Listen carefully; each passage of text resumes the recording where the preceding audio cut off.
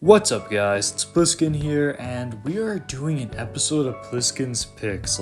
Holy shit, I can't even remember the last time I did one of these, summer of 2021 I think? It's been a while. I used to do this series all the time to talk about guns. That was just the format I always wanted to use, but then I felt constricted by it, so I stopped using it. But today there's a gun that I really feel fits this format. You see, the whole idea of this series is to take a gun that's nowhere near as popular, say something like the AK or the Glock or the AR or the 1911, and shed some light on it in reality and then check on how it reflects in games. It's kind of like a mini version of virtuality versus reality, a more focused take, if you will. So today we're going to be talking about the FN57. Now, the FN57 and its history kind of goes back to 1990 before the idea of it really came around. You see, body armor was starting to develop, and the MP5 as an SMG and, by extension, the 9mm round weren't really cutting it when it came to penetrating body armor. So all of a sudden, NATO was scrambling to find a new type of round that would be able to do this. A couple things went into circulation, but the best, most practical, and most favored was the 5.7 by 28mm round. This was kind of like a miniature 5.56 in the sense that it didn't really rely on the mass or stopping power, but instead relied on speed to penetrate whatever you were shooting at. Now, this round originally was paired with the FNP90, which everyone really seemed to like at the time, because not only could this round be fit into a really cool magazine that kind of spun the rounds into the gun and held 50 rounds in a really compact package, it was capable of shooting and penetrating at 100 meters, I think a little more than that. It was a really good PDW, personal defense weapon. It wasn't an assault rifle, it wasn't quite an SMG, it was somewhere in between. Now, due to weird bureaucracy at NATO, the FNP90 never really caught on as standard usage, but that hasn't stopped many private organizations, third world militaries, or special forces from using the P90 and by extension the 5.7 round. Once they were able to put this in the package of a PDW, the idea of a pistol counterpart wasn't too far behind. So in 1993, the design process started for the FN57. The FN57 ended up being finished at around 1998, but it really came into service in 2000, like the P90 not really being adopted by any military, but more so going into production or going into use with special forces, specialized police units, or civilians, or whoever really wanted to get their hands, whoever was willing to fork over the extra cash. So it's a much more expensive round, and therefore a much more expensive pistol to train with, to use, to supply troops with. So yeah, it never really became commonplace, but it has seen usage. One example of the places where it's seen used is in the Mexican drug wars against the cartels. The 5.7 will pop up there. Now, the 5.7 itself is different from most double stack, semi-automatic self-loading handguns. Because of the 5.7, the shape of the pistol is a little bit different. The grip won't feel the same as your average Glock or Beretta. The slide and overall top of the gun comes up a little bit higher than most. It's definitely its own unique beast. However, loaded, it's 1.6 pounds in comparison to a loaded 1911, which is well over 2 pounds, so first off, it's lighter. The capacity with the 5.7 has a standard round magazine on the 5.7 pistol with 20 rounds, which is significantly more than even the Glock 17, which is praised for being as big as a Beretta, but holding around 2 to 3 more rounds in it. Extended magazines are also sold that hold 30 rounds. This is significant because with pistols, you're going to be using them at extreme close ranges. Odds are you're whipping your pistol out in a self-defense situation, in a situation where someone is literally feet away in front of you, or in a situation where your rifle, shotgun, or other long arm has jammed up and you just need to whip this thing out and mag dump. mag dumping with pistols tends to be the way to go, so having that extra capacity also bolsters the 5.7's uniqueness. Now, originally the 5.7 came designed with a double action only trigger, meaning that when you pull the trigger, you have to first pull, which moves back the hammer, and then keep pulling to fire, and then you need to let go for it to reset. Now, this usually leads to harsher trigger pulls. Mind you, it's not too much of an issue if you train with a pistol, with anything really, you'll get used to it. However, FN, the company that makes this, based in Belgium, released a single action version which had a much lighter trigger pull, because with a single action trigger, all you have to do is pull the trigger and it fires immediately. The 5.7 has seen many revisions and upgrades throughout the years, the most recent being the 5.7 Mark III, which came out in 2022, I believe, which upgrades the pistol to be able to take, any kind of red dot or optical enhancements. The iron sights are a 3-dot system that are adjustable, so basically you have one little dot on the front of the gun, and then there's 2 dots at the back. The 2 dots at the back have a little bit of a space between them, and the idea is to line up the dot in the front with the dots at the back. The dots at the back are adjustable in the sense that you can raise them or lower them or move them around to a place where you feel you are accurate and you are comfortable. Another unique feature of the 5.7 is the fact that it has a delayed blowback mechanism. Now, this is used with guns that are firing high-powered cartridges. Now, just because the 5.7 is a tiny round does not mean that it isn't high-powered. This shit is moving fast, and it is penetrating stuff, so the amount of propellant you need could be dangerous if you used it in a regular blowback weapon. So what delayed blowback does is that it locks the mechanism to give the bullet about half a second to leave the barrel before it cycles. This ensures that the gun doesn't blow up or jam up in your hand, causing injury. In short, the 5.7 might be a very different package in comparison to other pistols, yet it has a lot of capacity. Its rounds penetrate body armor, so in situations where you're going up against enemies or opponents that might be wearing something, which is becoming increasingly common, it's definitely a good choice to pick. You might have to get used to the grip and aiming down sights, but this is still a very versatile and powerful weapon system, especially for a sidearm.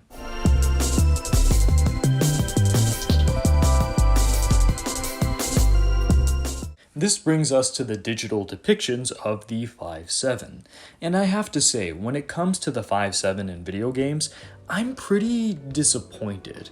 You see, a lot of games just kind of use it as a high-capacity pistol that's weaker than everything else, like a starter pistol. Take Black Ops 2 for example. The 5.7 is the first pistol you unlock. Now, it's not bad by any means, and its mag dump potential is great. However, it doesn't really have that kind of penetration aspect. The coolest part about this pistol is the round it's firing, right? And it just kind of feels like a very high capacity 9mm handgun in game.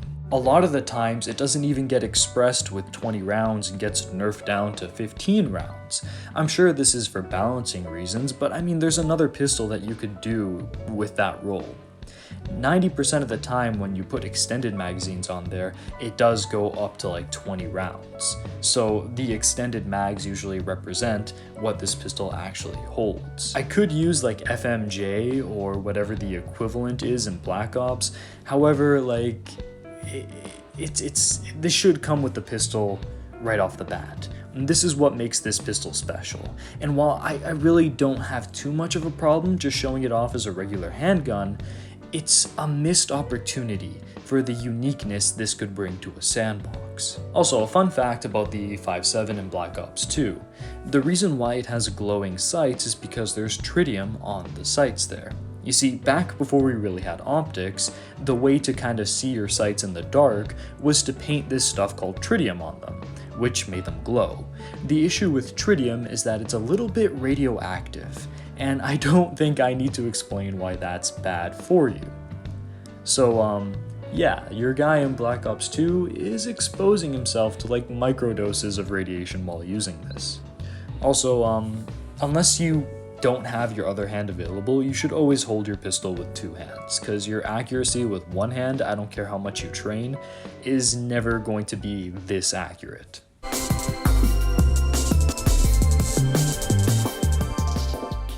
Metal Gear Solid 4 came out at a time when, the US military was thinking about making changes they wouldn't make until today.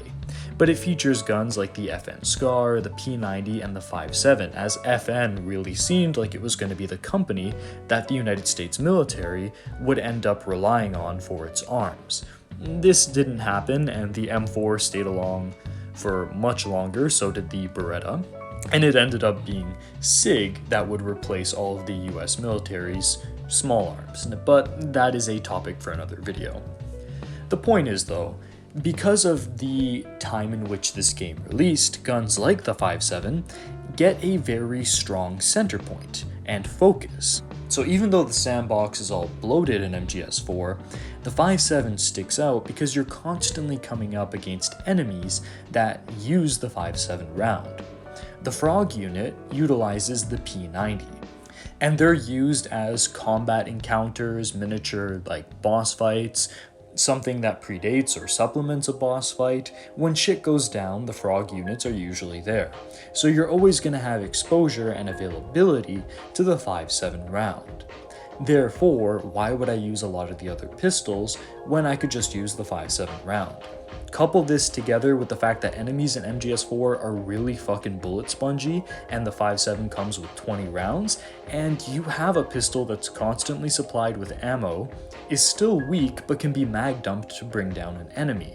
And yeah, it can't really be suppressed like the Trank gun or the Operator, but that mag dump potential is really good. And considering you'll be using guns like the M14 or M4 for the majority of your stealth kills, it's kind of good to have a pistol that just, you can just spill out ammo into the enemy. But even in MGS4, it's still better to use the P90 because it uses that same round and it can be suppressed. So there's really no reason to use any other pistol but the Trank gun. But still, the 5.7 gets a little starring role here, and even though once again, the penetrating aspect doesn't really come in, it's nice to see a game that makes it uniquely viable through ammo availability, even if, it's kind of the opposite of how it is in MGS4. You're gonna find 9mm and 45, a hell of a lot more than you're ever gonna find, at least as of today, 2023, a hell of a lot more than you're ever gonna find the 5.7 round. So I guess MGS4 can be seen as an alternate universe in which FN really did, shock the world and have 5.7 replace 9mm? I don't know. Still, the fact that it's here is cool, even if it once again disappoints me with the 5.7 not being expressed in a unique balancing way.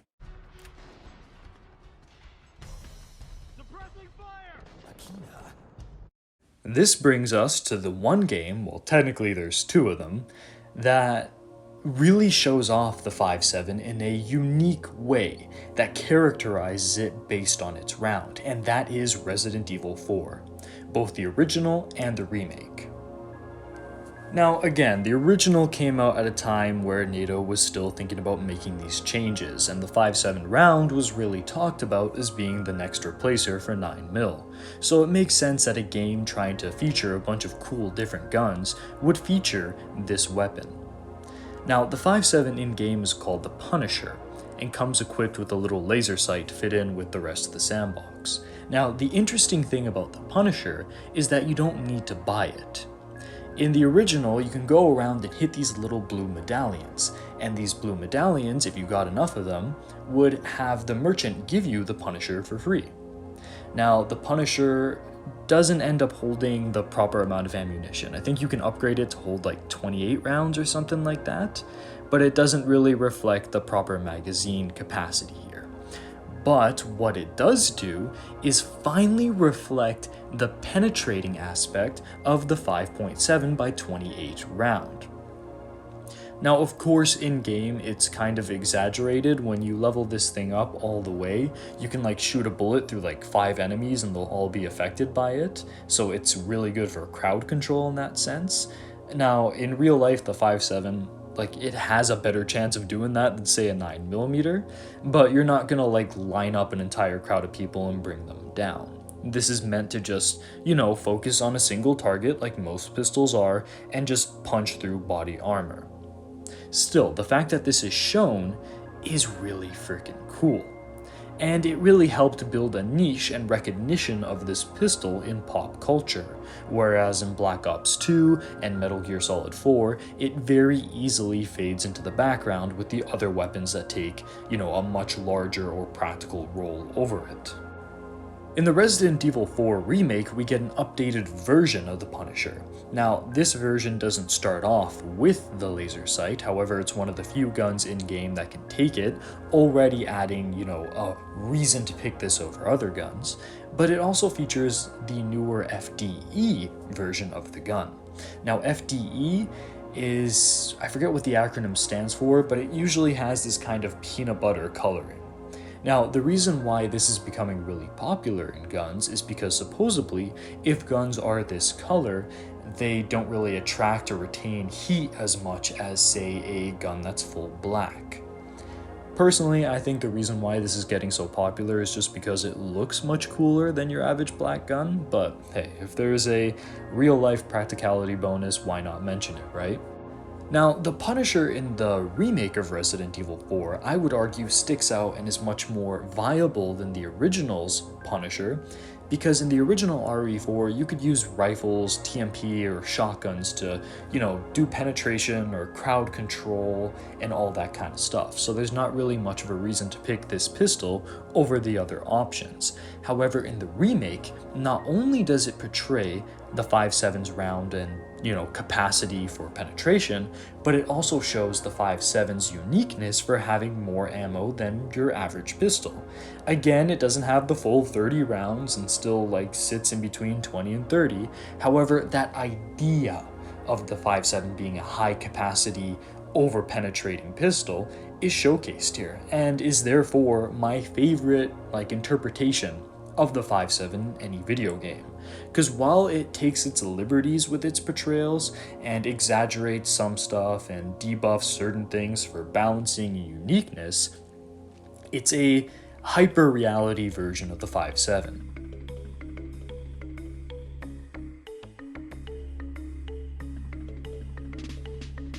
So, in conclusion, the 5.7 is a really cool, niche pistol that is viable in real life, that is being updated by the people that created it, that does have a place now and perhaps even more of a place in the future. In games, it's kind of lackluster 90% of the time, but Resident Evil 4 alone really showcases how special and unique of a gun this is. So that's part of the reason why I felt like doing a PLISKIN'S pick on this gun, because it really deserved it. It's rare, it's unique, and its digital and real interpretations deserve to be talked about. But anyways, what do you guys think of the 5.7 pistol and the 5.7 by 28mm round? Whether you're somebody who's fired this in real life, has compared it to other real life guns, or is someone who's just played this in video games and experienced it digitally. Let me know what your thoughts are down below. I don't know if I'm gonna keep making PLISKIN'S Picks videos. Again, this was just something that really came from within and just happened to fit, but I hope you guys enjoyed. And if you have been there since the first PLISKIN'S Pick video, leave a comment and a like on this video, and thank you for being around for so long. Anyways, this is Pliskin, over and out. This is Solid Snake. Hey, subscribe to Pliskin Boy. God damn it. You heard him.